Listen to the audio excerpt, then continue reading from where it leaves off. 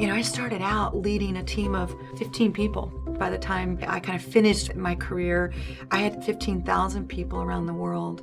And this notion of power really became important to me. I think sometimes power can have, a negative connotation. We think power, people are in positions of power use it not for good, but for evil or for not good purposes, if you will. And I started to kind of turn that on its head and think, no, God is giving me power so that I can do great things on behalf of people. And that had, in turn, just a powerful influence on my own faith, because I began to really see the power of God in my life, Yes. and what he could do with somebody like me.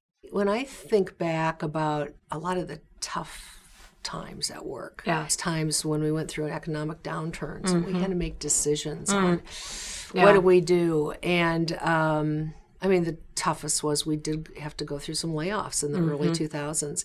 And since then, we've actually avoided that. Right. I mean, we've done some things. Again, as a private company, we can. Right. We can just say, we're not going to make any money, but we're going to keep people in their jobs. But when you come to those difficult times or difficult conversations with maybe certain dealers or with an employee, and what I have found is it more and more drove me to prayer.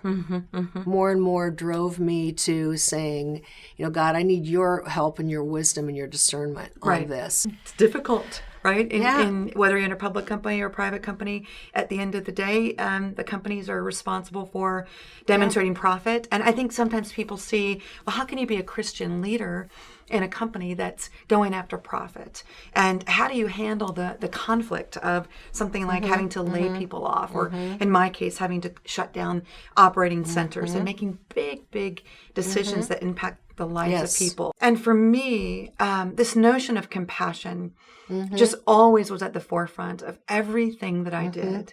So it wasn't necessarily about not making a decision on behalf of kind of the shareholder value of the company. If layoffs are required, they're required, and sometimes that's just a fact of life. But as a Christian leader who's following Jesus and who loves people, how do I do that differently? Right. How do I kind of put this level of compassion into that decision and the way in which I carry out the actions that just make it feel different and just make it feel, as bad as it is, that people can walk away with dignity? For me, it made the difference. For me, it's what allowed me to stay in it even through the difficult times.